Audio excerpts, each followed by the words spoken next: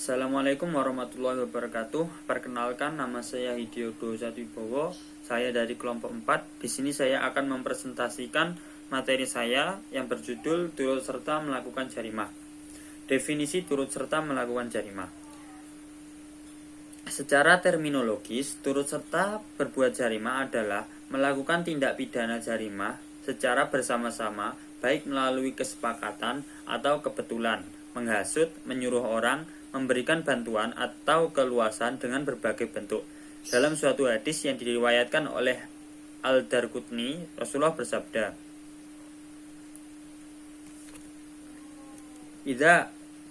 yang artinya, jika ada seseorang yang menahan orang dan ada orang lain yang membunuhnya, maka orang yang membunuh hendaknya dibunuh dan orang yang menahan hendaknya dikurung. Bentuk-bentuk turut serta melakukan jarimah. Bentuk turut serta atau kerjasama yang lain dalam pasal 56 KUHP disebutkan sebagai berikut. A. Orang dengan sengaja membantu waktu kejahatan itu dilakukan. B. Orang yang dengan sengaja memberikan kesempatan ikhtiar atau keterangan untuk melakukan kejahatan itu.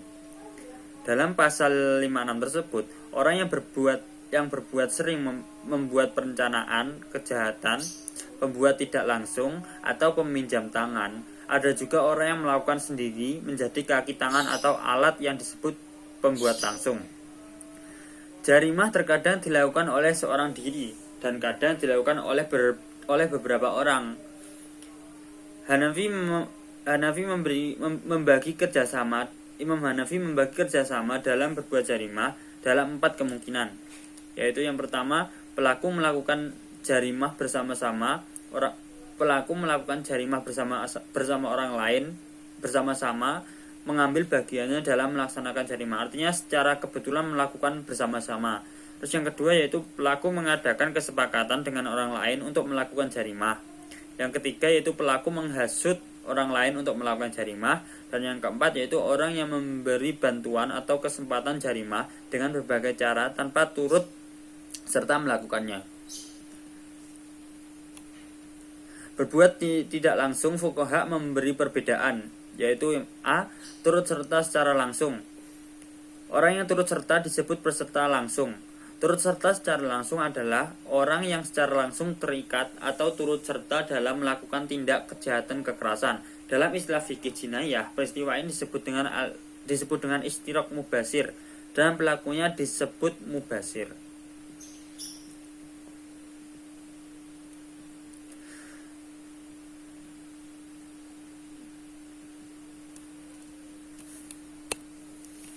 Dianggap sebagai pelaku langsung jika masing-masing pelaku mengarahkan tembakan kepada korban dan mati, karena tembakan tersebut di sini tidak dipermasalahkan. Tidak dipermasalahkan tembakan siapa yang tepat dan tembakan siapa yang meleset, sehingga masing-masing dianggap pelakunya. Pembunuhan secara langsung demikian pula masing-masing dianggap melakukan pembunuhan secara langsung, baik itu yang terkena tembakan siapa, maka dua-duanya tetap dijadikan pembunuhan secara langsung.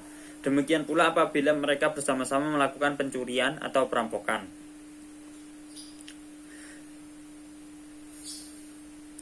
Dipandang sebagai pelaku langsung adalah pelaku yang menjadi sebab tidak langsung apabila pelaku tindak kejahatan kekerasan secara langsung adalah kaki tangannya orang kepercayaan.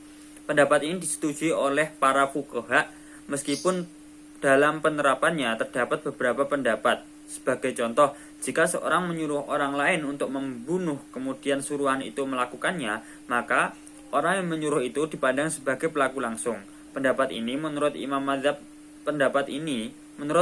meskipun dia tidak melakukan perbuatan itu secara tidak langsung, namun dalam keadaan ini demikian orang yang disuruh hanya merupakan alat. Dalam hal adanya perbuatan turut serta melakukan jarimah, para fuqaha mengadakan pemisahan. Apakah kolektivitas dalam mewujudkan suatu tindak kekerasan itu terjadi secara kebetulan atau memang sudah direncanakan bersama-sama sebelumnya? Keadaan pertama disebut tawafuk dan keadaan kedua disebut tamaluk. Artinya turut serta secara langsung dalam melakukan jarimah terbagi dalam 2 bentuk. yaitu turut berbuat langsung secara tawafuk. Artinya yang pertama secara tawafuk, artinya peserta jarimah berbuat secara kebetulan. Dia melakukan tanpa kesepakatan dengan orang lain dan juga tanpa dorongan orang lain, melainkan atas kehendak pribadinya atau refleksi atau suatu kejadian di hadapannya. Jadi, setiap pelaku dalam jarimah yang turut serta dalam bentuk tawafuk ini tidak saling mengenal antara satu dan lainnya. Dalam kasus seperti ini, para pelaku kejahatan hanya bertanggung jawab atas perbuatan masing-masing dan tidak bertanggung jawab atas perbuatan orang lain. Hal ini sesuai dengan kaidah yus'alu kullu syarikin annati jadhu fi'lahu faqad fi halati tawafuk. Artinya, setiap orang yang turut serta berbuat jarimah dalam keadaan tawafuk dituntut berdasarkan perbuatannya masing-masing. Terus yang B yaitu turut berbuat langsung secara tamaluk. Dalam hal ini, para peserta sama-sama menginginkan terjadinya suatu jarimah dan bersepakat untuk melaksanakannya. Namun, dalam pelaksanaan jarimah, masing-masing peserta melakukan fungsinya sendiri-sendiri. Seperti dalam kasus pembunuhan, beberapa orang bersepakat membunuh seseorang, tidak menusuk dengan pisau secara bersamaan. Di antara mereka ada yang memegang, memukul, mengikat. Namun, dalam hal pertanggungjawaban, mereka semuanya bertanggung jawab atas kematian korban. Hal ini sesuai dengan kaidah yus'alu kullu syarikin an kullu fi'lin syarikin fi halati tamalu. Artinya, setiap orang yang turut serta berbuat jarimah dalam keadaan tamaluk dituntut dari hasil keseluruhan perbuatan yang turut serta berbuat jarimah. Sekarang turut serta secara tidak langsung. Orang yang turut serta disebut peserta tidak langsung atau syarikul musabib. Dimaksud turut serta tidak langsung di sini ialah setiap orang yang mengadakan perjanjian dengan orang lain untuk melakukan suatu tindak kejahatan kekerasan atau menyuruh orang lain untuk memberikan bantuan dalam perbuatan tersebut dengan disertai kesengajaan dan kesepakatan dalam istilah fikih jinayah. Peristiwa seperti ini disebut istirok bit tasabub dan pelakunya disebut mutasabib. Lebih lanjut, Abdul Qadir Audah mengemukakan istilah yang artinya dikatakan turut secara tidak langsung, yaitu orang yang mengadakan persengkongkolan dengan orang lain untuk melakukan suatu tindak kejahatan atau menyuruh orang lain untuk memberikan bantuan dalam perbuatan tersebut. Pada tindak kejahatan kekerasan kolektif, di mana ada beberapa pelaku tidak turut serta secara langsung, para fuqaha sepakat untuk memberikan beberapa syarat yang harus dipenuhi. Di antaranya yaitu A. Perbuatan di mana orang yang berbuat tidak langsung memberikan bagian dalam pelaksanaannya tidak diperlukan harus selesai dan juga tidak diperlukan bahwa pelaku langsung dihukum pula. Jadi ada kemungkinan pelaku langsung itu masih di bawah umur atau hilang ingatannya. Terus yang B, dengan kekerasan atau bujukan atau bantuan. Dimaksudkan agar kejahatan tertentu dapat terlaksana. Jika tidak ada kejahatan tertentu yang dimaksudkan, maka dia dianggap turut berbuat pada tiap tindak kejahatan yang terjadi. Cara mewujudkan perbuatan tersebut yaitu mengadakan kesepakatan, menyuruh, dan membantu. Sekarang yaitu unsur-unsur turut serta dalam jarimah. Suatu perbuatan baru dianggap sebagai tindak pidana jarimah apabila unsur-unsurnya terpenuhi. Adapun unsur jarimah dapat dikategorikan menjadi dua. A. Yaitu unsur umum. Artinya, unsur-unsur yang harus terpenuhi pada setiap jarimah, setiap tindak pidana jarimah mempunyai unsur-unsur umum yang harus dipenuhi. Unsur-unsur ini ada 3, yaitu 1. Unsur formal adanya. Undang-undang atau nas dalam hukum positif masalah ini dikenal dengan istilah asas legalitas, yaitu suatu perbuatan tidak dapat dianggap melawan hukum dan pelakunya tidak dapat dikenai sanksi sebelum adanya peraturan yang yang mengundang-undangkannya. Kaidah yang mendukung unsur ini adalah tiada hukum bagi perbuatan mukallaf sebelum adanya ketentuan nas. Apabila tidak ditemukan nas, maka Islam membolehkan kepada muslim untuk membuat kesepakatan atau ijma tersebut adalah bersumber dari nas dan bersifat lokalitas, tidak bertentangan dengan ketentuan Al-Quran maupun Al-Hadis.